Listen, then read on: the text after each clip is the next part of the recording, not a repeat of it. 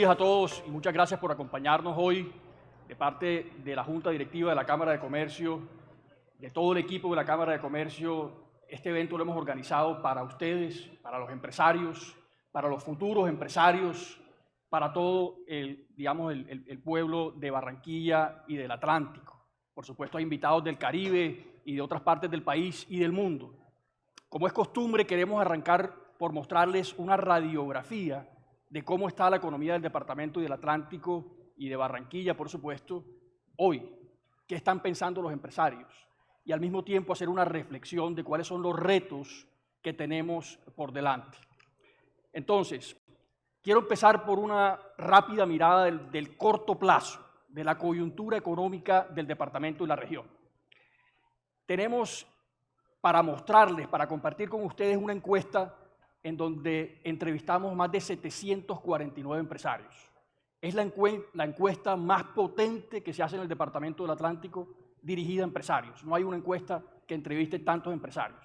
Y además, esta encuesta fue acompañada por Cifras y Conceptos, una encuestadora de renombre a nivel nacional, que nos ayudó a que esa encuesta fuera representativa por macrosectores y por tamaño de empresas, con el objetivo de tener una radiografía amplia e incluyente de lo que está pasando en el territorio. Entonces voy a compartir con ustedes datos de esa encuesta, pero también voy a compartir datos duros, es decir, del DANE, de la Superintendencia Bancaria y de otras instituciones que publican estadísticas acerca del comportamiento de la economía. Empecemos por esta. El país rebotó después de la pandemia y el departamento del Atlántico se destaca en el país por ser el primer departamento en crecimiento económico entre el 2019 y el 2022. Es decir, el crecimiento del departamento del Atlántico y de Barranquilla ha sido espectacular en términos comparativos. 5 puntos porcentuales por encima del promedio del país. En el 2022 contra el 2021 crecimos al 9.3%.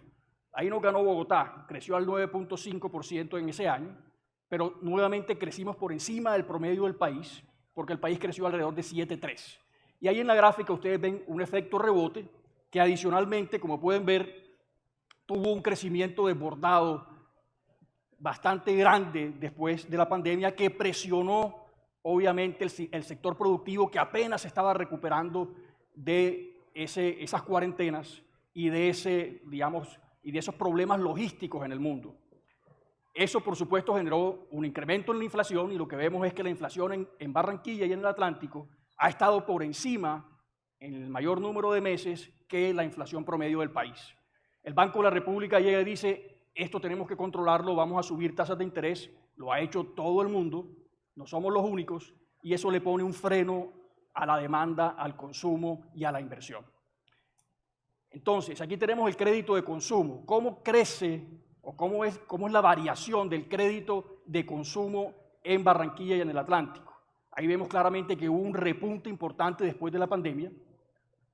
Las tasas de interés suben, desincentivan el consumo y empieza a tener una desaceleración el crédito de consumo. Para el caso del país ya estamos en terreno negativo, es decir, decrece el crédito de consumo. Para el caso del Atlántico, fíjense que se desacelera el crecimiento, pero todavía seguimos creciendo al 5% en el primer trimestre del 2023. ¿Qué pasa con las ventas del comercio minorista? Por supuesto, caen en el país, caen en el departamento del Atlántico, ya en terreno negativo, el comercio lo está sintiendo. En el agregado, el departamento del Atlántico decrece 5.8%, el país alrededor del 6.6%. Por supuesto, era de esperarse que esto sucediera con el incremento de las tasas de interés. Producción industrial. Hombre, la industria también sintió el impacto. Cae la producción industrial ya en terreno negativo, tanto para el departamento del Atlántico como para el país, pero fíjense que el departamento del Atlántico ha sido más resiliente, ha tenido, unos periodos, en donde estamos todavía creciendo de manera positiva. Caemos en el último mes, en junio, pero en el agregado, en lo corrido del año, el Atlántico todavía está creciendo con relación al mismo periodo del año anterior en 1,4%, mientras que el país decrece al 3,3%. Bien, entonces entremos a conocer qué están pensando los empresarios, qué están viviendo desde el punto de vista de la demanda. Las ventas en los últimos 6 meses, se siente la desaceleración. El 49% de los empresarios nos dicen, se me cayeron las ventas en los últimos 6 meses. El 36% nos dice, hombre, estuvieron estables, y solamente alrededor de un 15% manifiesta que incrementaron las ventas. La desaceleración llegó y se siente. Ahora, por tamaño de empresa, las micros son las más afectadas. La mitad de las micros han visto una disminución de sus ventas en los últimos 6 meses. Eso, digamos, se modera en la medida que las empresas tienen mayor tamaño, y ustedes pueden ver ahí que, por ejemplo, las grandes, solamente el 22% manifiesta que sus ventas cayeron, pero fíjense qué interesante. Las grandes, si sumamos las que mantuvieron las ventas en los últimos 6 meses y las que vieron que sus ventas se incrementaron, estamos hablando de que supera el 78%. Lo mismo con las pequeñas y las medianas, tienen, digamos, unos indicadores que todavía muestran una resiliencia y una tracción de la economía en el primer semestre del año. Las micro un poco más golpeadas. Si lo vemos por macrosector, y aquí es importante hacer una aclaración, en industria no solamente está la industria manufacturera, aquí entrevistamos a empresas agroindustriales, de la industria de la construcción, veámoslo como un macrosector. Y tenemos, por supuesto, el sector comercio, que es bastante amplio, pesa el 23% de nuestro tejido empresarial, la industria pesa alrededor del 16% de nuestro tejido empresarial, y tenemos, por supuesto, el sector servicios, que no incluye sector público. Y lo que vemos aquí es que la industria, vista como macrosector, es la que está sufriendo la mayor disminución de las ventas en los primeros 6 meses del año. Pero no hay mucha diferencia, no hay gran diferencia entre lo que pasa en comercio, aunque servicios aparentemente tiene, digamos, un menor impacto. Pero en términos generales, si es una empresa del sector industrial y es una microempresa, hay una alta probabilidad de que ya esté sintiendo la desaceleración con bastante fuerza. ¿Qué pasa entonces con la capacidad de producción de nuestra economía? Vámonos al lado de la oferta. ¿Cómo está el apalancamiento de nuestras empresas? ¿Qué tanto se están endeudando para crecer? Y aquí hay una cosa muy interesante. Lo primero es que hay un bajo apalancamiento del empresariado atlanticense con el sector financiero tradicional. Fíjense, esta es la variación de la cartera de crédito comercial, es decir, aquí está crédito empresarial. Vamos a ver el crédito micro aparte, aquí no está el microcrédito, pero fíjense que la variación de la cartera ha sido negativa por mucho tiempo, en contraste con el país, que ha tenido unos periodos en donde el crédito comercial crece. En el Atlántico hemos estado en negativo mucho tiempo. La pandemia, por supuesto, es un efecto que hay que tener en cuenta. Nos empezamos a recuperar en el 22 y el 23, pero fíjense cómo la cartera comercial viene creciendo solamente al 1% real. Es decir, nuevamente poco apalancamiento financiero con el sector tradicional del empresariado atlanticense y barranquillero. Este es el microcrédito mucho más crítico. Tenemos una cartera de microcrédito que desciende casi que de manera sostenida y solamente se recupera allá en el primer trimestre del 2023 con un crecimiento del 2.4%, lo que por supuesto nos debe llamar la atención. Este es el dato de las garantías, del Fondo Regional de Garantías, un poco nos muestra esa misma historia. A partir de la pandemia hubo una recuperación de ese apalancamiento, los programas del gobierno y las garantías ofrecidas por el Fondo Nacional de Garantías ayudaron. El número de beneficiarios, miren ustedes, llegó a 40.200 empresarios beneficiados por estas garantías al crédito. Pero ¿qué pasa después en el 2022 y 2023? Caen los beneficiarios y caen los montos movilizados por estas garantías. Claramente se siente el efecto de la desaceleración y de la ayuda de estos instrumentos financieros. Una cosa muy interesante, solamente 1 de cada 5 empresarios en el Departamento del Atlántico accede al sistema financiero, accede a un crédito a través del sector tradicional. 1 de cada 5. Y cuando le preguntamos a los empresarios si solicitaron un crédito, solamente el 37% solicita crédito al sector tradicional. Y de esos que solicitaron crédito, solamente el 53% accede o le aprueban ese crédito definitivamente.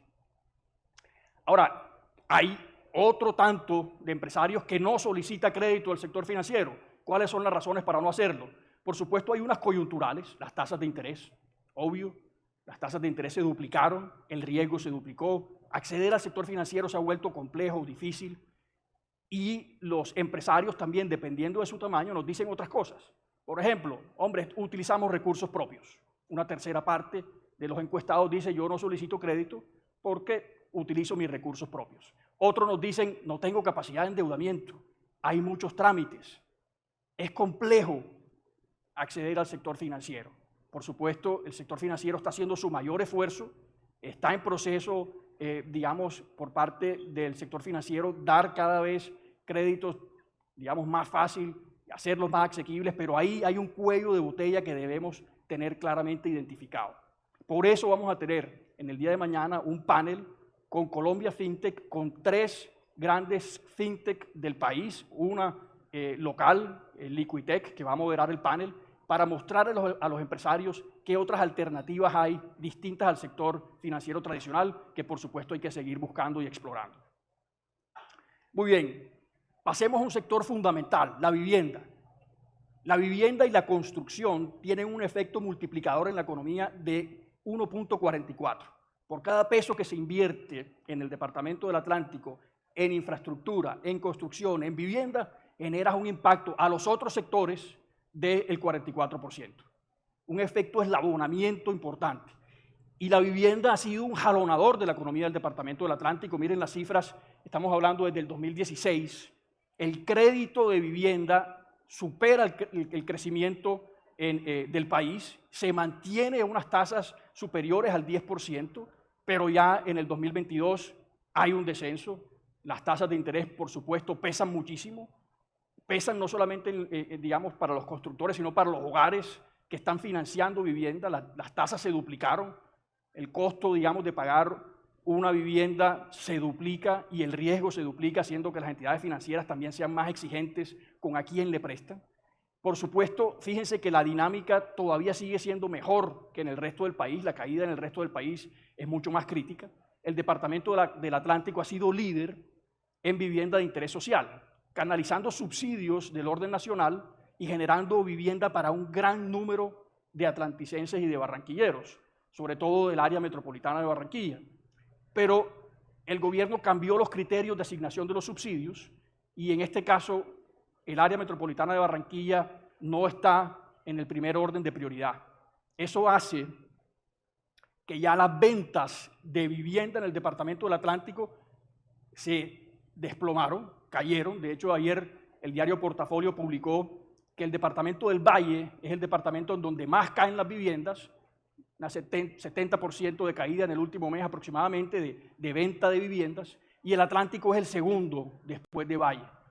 Ahí están las cifras.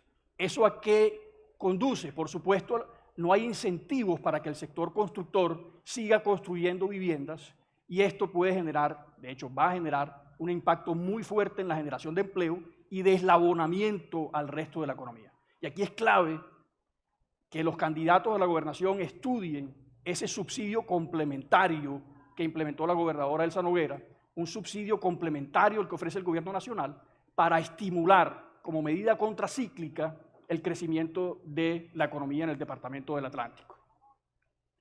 Veamos otra área de demanda importante, la demanda externa. ¿Qué está pasando con el comercio internacional? ¿Qué está pasando con la demanda de otros países? Las exportaciones de Colombia y del Atlántico, ustedes lo pueden ver ahí, venían creciendo a un ritmo supremamente impresionante después de pandemia, pero en lo corrido de este año a julio, las exportaciones de Colombia decrecen al 15%. Las del Atlántico decrecen al 5,5%, pero entonces, si miramos con mucho más detenimiento, en el Atlántico hubo unos movimientos de exportaciones atípicas en el 2022, varios movimientos atípicos, entre otros unos combustibles que se almacenaron en el Departamento del Atlántico y que posteriormente fueron exportados. Y eso le contó al Departamento del Atlántico como una exportación minero-energética, una exportación, digamos, tradicional, que normalmente no hacemos, Si quitamos eso y solamente vemos las exportaciones no tradicionales, el Departamento del Atlántico sigue creciendo al 2.6% en lo corrido enero-julio comparado con el año anterior. Es decir, todavía hay un dinamismo interesante de las exportaciones, a diferencia del país que decrece en las no tradicionales al 2.5%. Esto no quiere decir que sea maravilloso, esto lo que quiere decir también es que la demanda mundial también se está apretando. Es decir, la desaceleración no solamente es en Colombia, es en el mundo, y esto genera un menor dinamismo, una menor demanda. Si miramos las zonas francas, que no están contempladas en la estadística anterior, las zonas francas muestran un dinamismo supremamente interesante. Este vehículo ha funcionado, muestra es esto, el Departamento del Atlántico, en términos de exportaciones de zona franca, lidera las exportaciones a nivel nacional de las zonas francas permanentes. Estos datos, digamos, muestran ese dinamismo que hay que seguir, por supuesto, apoyando y alentando a otras empresas que se sumen a exportar desde zonas francas y aprovechen esos beneficios. Rápidamente, ¿qué está pasando con el desempleo? Un aumento en pandemia, una disminución reciente, pero aquí hay una alerta también importante. Muchas personas están saliendo a buscar trabajo, que antes no lo hacían. Esos inactivos están pasando activamente a buscar trabajo. Pero fíjense una cosa, ¿dónde están encontrando trabajo? Ahí las líneas rojas lo que les muestra es que la informalidad se está convirtiendo en el vehículo para absorber ese personal que sale a buscar trabajo porque los costos se incrementaron. Entonces, el poder adquisitivo de los hogares cayó, ya no es suficiente con un solo ingreso, sino que el cónyuge o el hijo tiene que dejar de estudiar o de cuidar a sus hijos menores para salir a buscar un trabajo. Pero ¿en dónde lo encuentran? En su mayor parte en el sector informal. Le preguntamos a los empresarios cómo está o cómo estuvo la contratación de personal en los últimos 6 meses. El 37% nos dijo disminuyó, alrededor de un 54% nos dijo mantuvimos la contratación de empleados, solamente el 9% aumentó. Por sectores lo que tenemos es algo parecido, por supuesto las micro están saliendo de personal, las pequeñas y las medianas, pero fíjense algo interesante, las grandes no están saliendo de personal. Las grandes están manteniendo o aumentando el personal.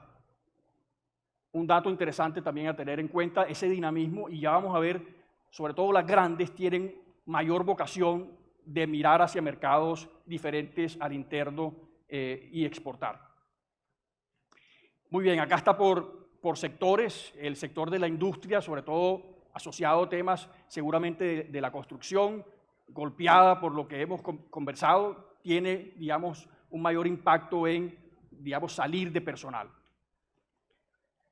Lo que observamos también es que los empresarios están calificando la situación de los últimos 6 meses entre positiva y neutral. Es decir, y es algo que encontramos a lo largo de toda la encuesta. A pesar de las dificultades, a pesar de la desaceleración, hay un grado de optimismo que se resalta en el Departamento del Atlántico y la ciudad de Barranquilla. Aquí está un poco por sectores, por supuesto, la gran empresa, por tamaño, perdón, la gran empresa es mucho más positiva y entiende que los resultados de los últimos 6 meses han sido más positivos que la microempresa, por ejemplo. Ya vimos que la microempresa está más golpeada en un descenso de sus ventas.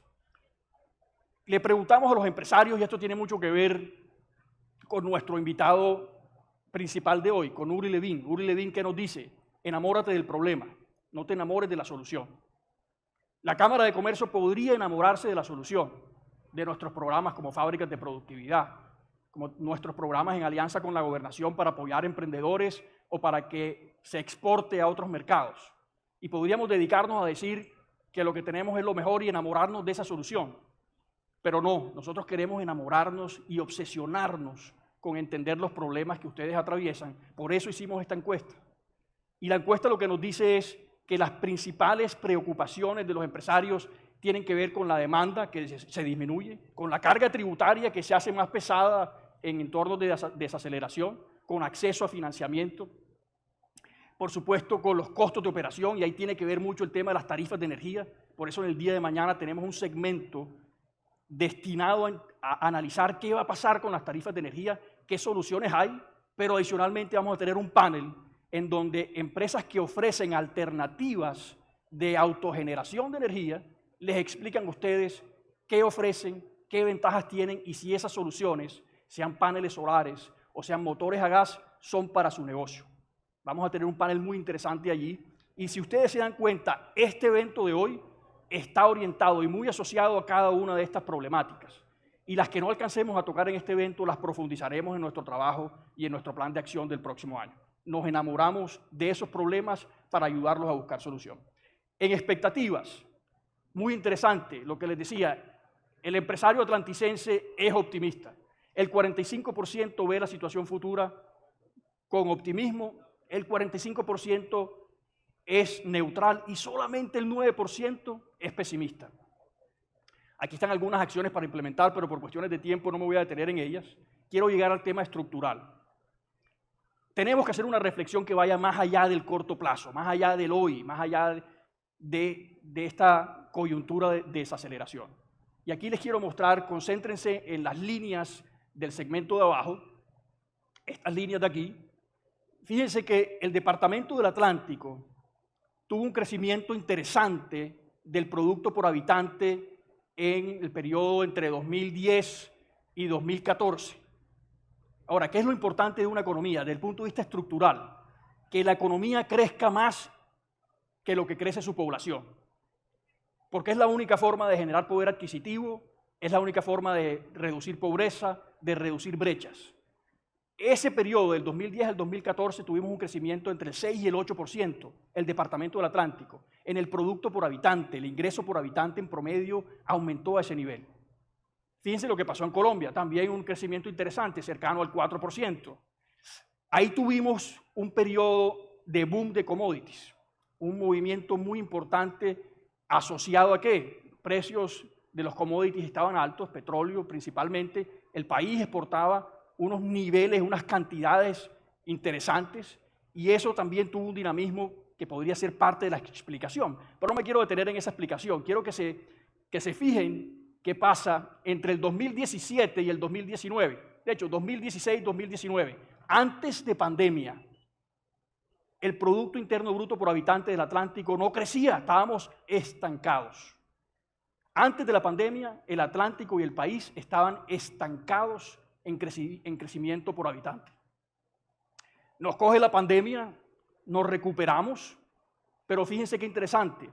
A pesar de que el Departamento del Atlántico crece más que el país, en el producto por habitante no crecemos más que el país. ¿Por qué? Porque la población está incrementándose, porque tenemos unos hermanos que retornaron, otros hermanos que inmigraron. Nuestra población está creciendo, las necesidades son mayores. El reto de crecer nuestra economía es mayor. Primera reflexión estructural.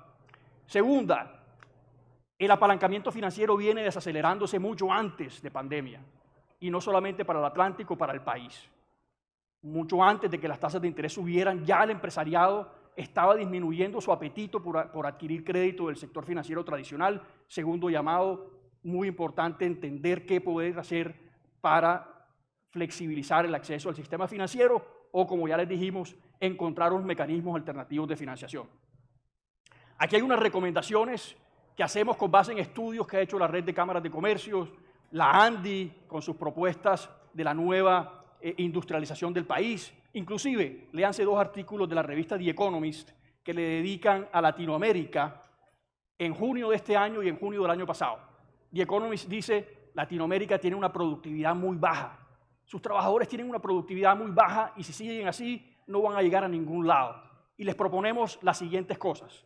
Yo hice un resumen muy corto. Esta es una receta que no es la más perfecta, tiene algunas ideas que coinciden entre esas propuestas de The Economist, de la ANDI, de los estudios de Confecámaras. Muchas de estas ustedes seguramente ya las conocen. No quiero decir que estamos descubriendo que el agua moja. Lo que quiero decirles es que a partir de aquí analicemos un poco cómo está el territorio.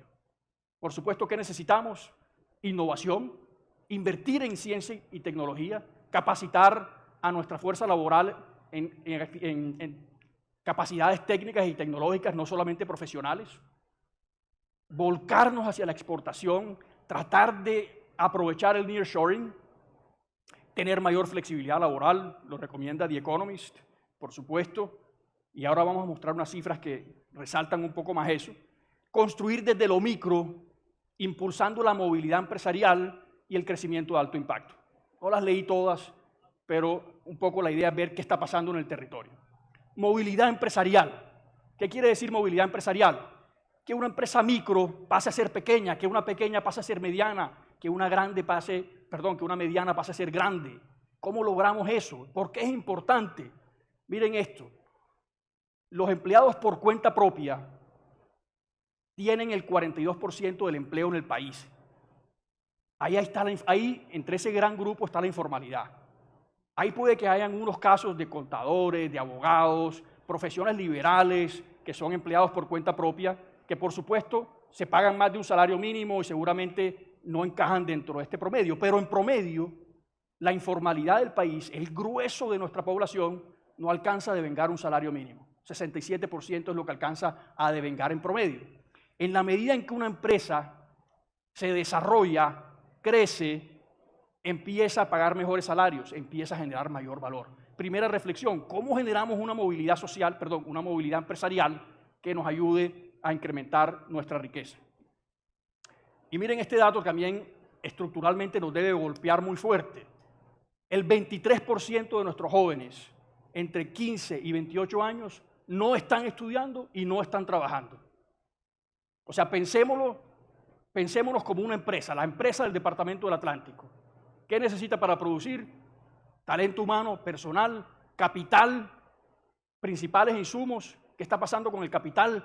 Tenemos dificultades para acceder al sector financiero. 1 de cada 5 se puede financiar. ¿Qué pasa con el recurso humano?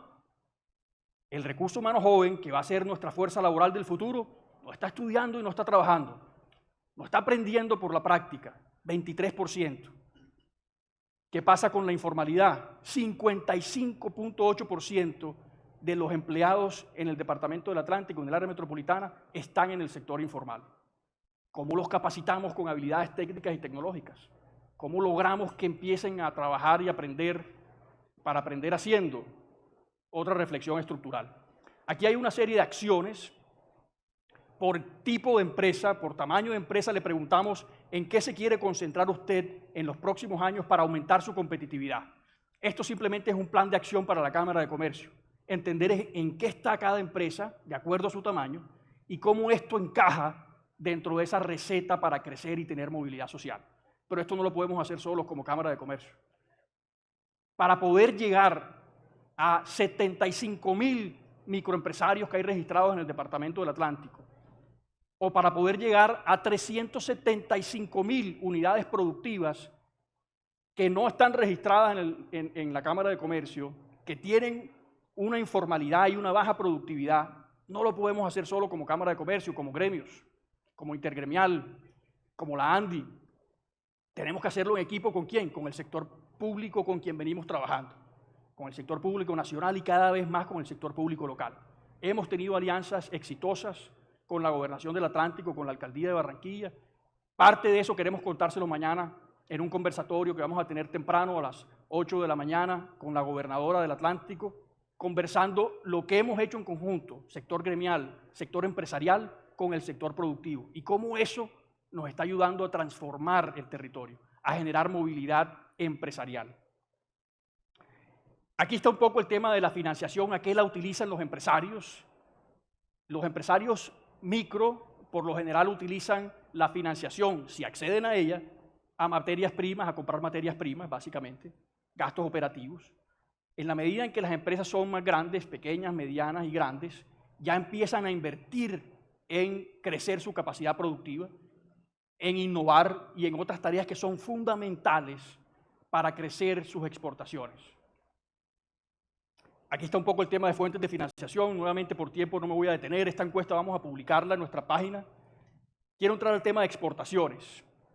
En el Atlántico, el 78% de las exportaciones las generan 20 empresas, 20 campeonas, 20 líderes. Por supuesto, nuestra tarea es aprender de ellos.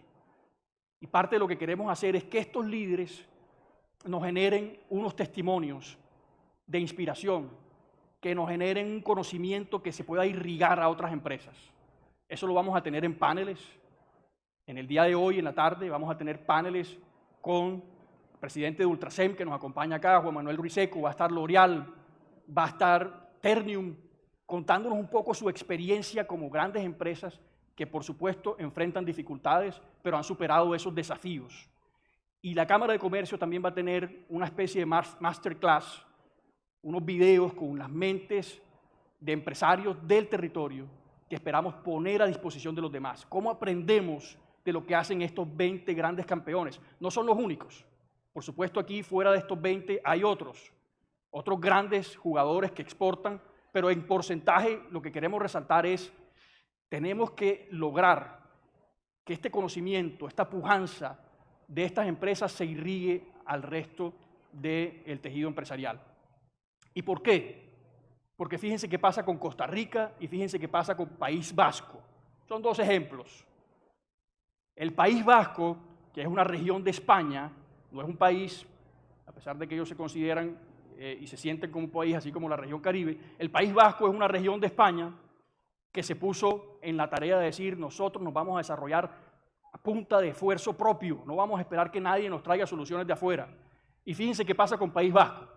Exportaciones, 30.000 millones de dólares. Población, 2.100.000 habitantes, muy cercano a la población del Departamento del Atlántico. ¿Cuánto exportan por habitante? 14.000 dólares por habitante de exportación. ¿Qué pasa en Costa Rica? Un país pequeño del Caribe. No te vayas tan lejos a España, vámonos al Caribe. ¿Qué pasa con Costa Rica? Está exportando 3.500 dólares por habitante al año. Colombia, por supuesto, tiene un impulso porque ahí está también el sector mineroenergético. Atlántico no tiene tanto mineroenergético, pero estamos en 873. ¿Qué tenemos que hacer como reflexión estructural para llegar a los 14.000 del País Vasco? Bien, ya estoy terminando. Acciones innovadoras. Cuando le preguntamos a los empresarios cómo están en innovación, qué están haciendo para innovar, fíjense lo que pasa a la derecha. Ninguna de las anteriores. Fíjense qué pasa con las micro, con las pequeñas, con las medianas, sobre todo las micro y las pequeñas. Más de la mitad dicen, yo no estoy haciendo nada para innovar. Yo no estoy haciendo nada para innovar. Y gran parte del ejercicio es cómo logramos que las empresas, las micro y las pequeñas, puedan innovar. No es fácil, pero cómo logramos inspirarlos y darles las herramientas para que innoven, para que mejoren sus productos, así como lo hacen las grandes, que como pueden ver ahí, están invirtiendo en innovación para ingresar a nuevos mercados y para mejorar sus productos y servicios, y cómo también la mediana empresa también está tratando de invertir para mejorar sus productos y sus servicios. Aquí hay algunas acciones innovadoras que están pensando implementar las empresas. No me voy a detener mucho ahí. ¿Cuáles son los obstáculos para la innovación? Por supuesto, la situación económica no ayuda a innovar. Sin embargo, de cada crisis sale una oportunidad. Esa también es una reflexión de Uri Levin. Enamórate del problema. Pues por supuesto, si todo es maravilloso, los retos serán menos, la capacidad creativa seguramente estará limitada. Pero si tenemos problemas y los vemos como una oportunidad, y está el llamado de Uri de ver en cada problema de la vida una oportunidad de negocio. Cómo nos obsesionamos con los problemas, pero para volverlos oportunidades, con la ayuda de agencias de desarrollo, con la ayuda de los gremios, de la Cámara de Comercio y del sector público, cómo logramos generar que esos problemas se conviertan en oportunidades. Nuevamente, no me voy a detener en cada uno de los ítems, pero esta encuesta va a estar publicada. Simplemente quiero dejar algunas ideas sobre la mesa. Soluciones tecnológicas, muy pocos están utilizando soluciones tecnológicas. Vamos a tener en el día de hoy, en la tarde, una conferencia de cómo utilizar la inteligencia artificial para mejorar las capacidades productivas, y esperamos también llevarles contenido durante el próximo año para que puedan hacer una transición digamos, tecnológica, para que puedan utilizar estas herramientas para mejorar su capacidad productiva. Ya voy a cerrar. Quiero cerrar con esto. Hicimos una encuesta, 749 empresas. Quisimos acercarnos a ustedes, entender en qué están, cuáles son sus problemas. Parte de esto nos lleva a organizar este evento. Esto, como les decimos, va a ser parte de nuestro plan de acción, porque así como Uri nos dice que nos enamoremos del problema y no de la solución, La Cámara de Comercio de Barranquilla quiere enamorarse, obsesionarse por entender el problema que ustedes tienen. No siempre vamos a tener la solución, no podemos tener la solución para 75.000 microempresarios, para 375.000 unidades productivas, para los 5.000 pequeños empresarios y las demás empresas del territorio, pero tenemos las ganas de entender por lo que están pasando, de proponer soluciones y de articularnos con otros gremios, con el sector productivo local y ojalá con el nacional, para ofrecerles a ustedes las soluciones que permitan que el sector empresarial crezca, haya movilidad social y beneficio para todos los ciudadanos. Bienvenidos a Caribe Biz Forum 2023, que disfruten del día.